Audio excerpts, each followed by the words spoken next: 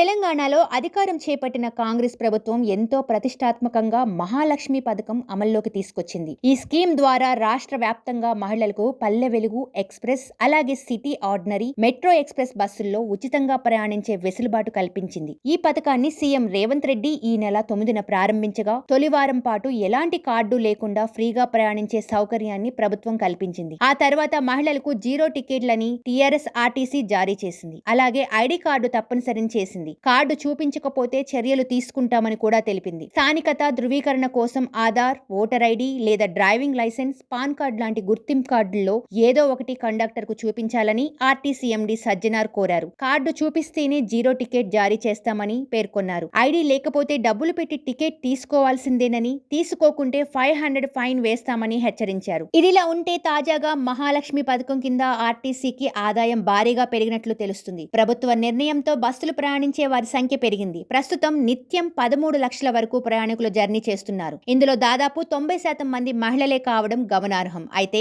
ఈ పథకంతో ఆర్టీసీకి ప్రభుత్వం రియంబర్స్ చేయనుంది. దీని ద్వారా ఆర్టీసీకి ఆదాయం పెరుగుతుంది. గతంలో వచ్చే ఆదాయం కంటే సుమారుగా 30 నుండి 40% పెరిగిందని సమాచారం. ఈ పథకం మొదలయ్యాక రోజులో 40 లక్షల మంది ప్రయాణిస్తున్నారని తెలుస్తుంది. ఆర్టీసీ జీరో టికెట్ ద్వారా ప్రభుత్వానికి లెక్కలు పంపితే వారు దాన్ని ఆధారంగా రియంబర్స్ పే చేస్తున్నారు. ఫ్రీ బస్ వలన ఆక్యుపెన్సీ పెరిగింది. దీంతో ఆర్టీసీకి ఆదాయం కూడా పెరిగింది. అయితే ఈ మేరకు ప్రభుత్వంపై భారం పడనుంది. సబ్స్క్రైబ్ చేయండి.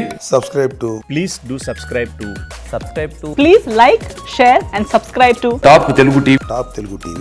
Top Telugu TV.